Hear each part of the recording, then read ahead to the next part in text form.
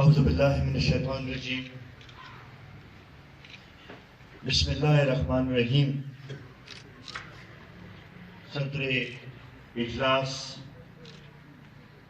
قومی وطن پارٹی حلقے چیئرمین یحییٰ جان خان، اسٹیج میں موجود قومی وطن پارٹی صوبائی کونسل ممبران، ضلع عہدیداران، حلقہ 57 عہدیداران، مدنی یونین کونسل، پارٹی مشران، خوش و علاقوں راغلے علاقی مشرانو، نثار خان مرګرو، نثار خان کشرانو، نن واقعي داسې ډېر غمجنه ورځ ده. موږ د دې نه مخکې په اڅک کې د خانګل لالا ریفرنس ته لاړو. دا اوس د نثار خان په ریفرنس کې شریک یو. نثار خان باندې چې څنګه مخکې ناظم صاحب خبره وکړه، نورو ملګرو خبرې وکړې چې هغه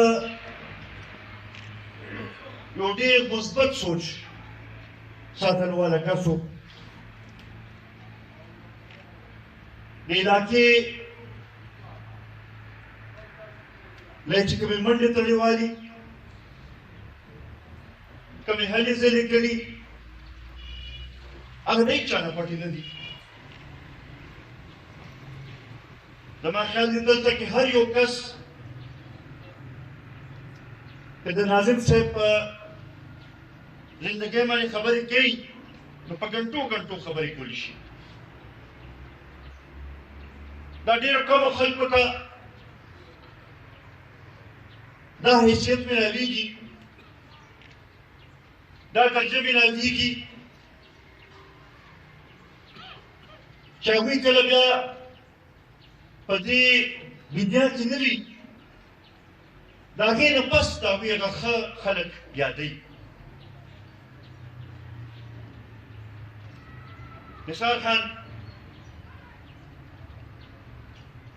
په سیاست کې یو ډېر اهم کردار ادا کړی، او بیا خاص کر د شمالي اشنغر په سیاست کې د هغه یو اهم رول و. د کسان تحریک په حوالې سره د هغه خدمات هم چا نه پټ نه دي. کله چې عوامي نیشنل پارټۍ کې زمونږ مخالف و، خو بعضې مخالفین هم داسې وي چې د هغه هم سړی ډېر ډېر قدر کوي.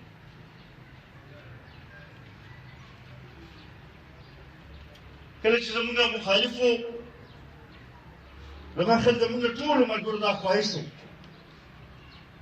چې له داسې یو مخلصه ملګري موږ ته میلاو شي، او بیا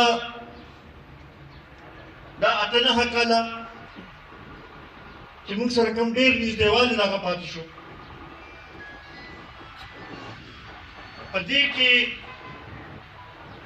د هغه چې کوم کردار پاتې شوی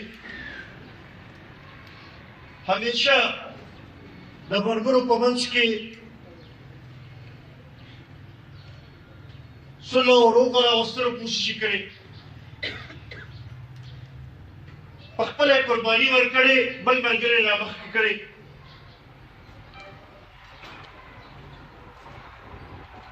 د هغه خدمات به موږ همیشه یاد ساتو. ما ډېر کم خلک داسې لیدلي چې په هر موقع کې حوصله ساتي. هغه الله تعالی داسې یو دغه ورکړو چې که چا څه سخته خبره مو وکړه ډېر په خندا به یې تېره کړه او هغه ملګري به چې چا سخته ویلې وه د هغه وخت نه نو لږ ساپس په هغه ته دا احساس وشو چېرې ما یو زیاتې کړې چې نظیم صاحب ته مې داسې سخته خبره کړې. بل دا یو خاصیت و پکې چې هر چا سره مې رابطه ساتله. ما ته یو ورځ باندې یاد دي چې یو ځای مونږ روان یو پروګرام له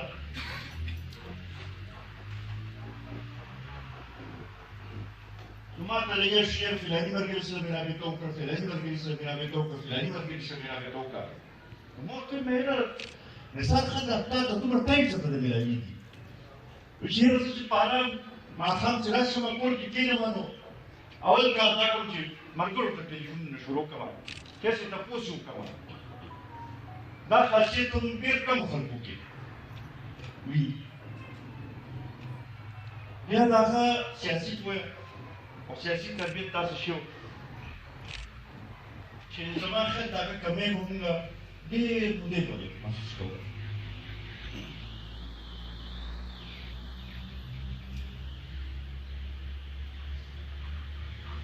الله تعالی دې اسرار خان کې هغه ټولې توبې راولي دلته دا صلاحیت ورکړي چې د هغه ځای د هغه ملګرتیا د هغه چې کوم سوچ و د هغه چې کوم مشن و چې هغه مخکې بوځي مونږ لپاره دا یو مشاهره ده. د هغه خاندان سره هم دا وعده کوو قومي وطن پارټي به په همغه شانتې کردار ادا کولو کوشش کوي به همغه شانتې خدمات کولو کوشش به کوي به او د هغه دا یاد به همیشه یاد ساتو او د هغه دا لاره څه ده دا به مخکې بوځو. عزتمندو خصوصا زه دا نن سبا چې کوم حالات دي په دې حوالې سره خبره کومه چې سیاست کې ډېره تلخي راغلې ده. بعضې داسې عناصر راغلي دي چې هغوی هغه د مشر کشر روایات هغه زمونږ دغه چې دی هغه ختم کړل.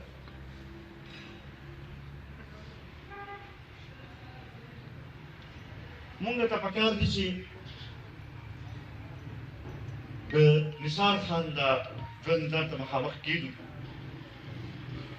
دغه شانتې د خانګل لاله هغه ملګرو چې کوم سیاسي تربیت شوي وو کوم طریقې سره که سیاست کې مخالفت هم کړی نو داسې طریقې سره مخالفت کړی چې ترقي نه ده پیدا شي.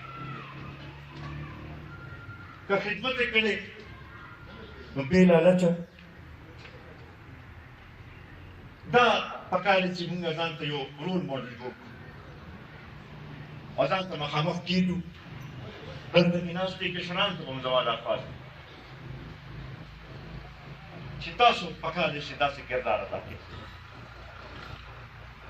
د هغوی له ټولو ملګرو ته همې دا خاص دي چې کوم کردار هغوی په جرګو کې ادا کړی هماغه شانتې دا کردار به تاسو اوس ادا کړی.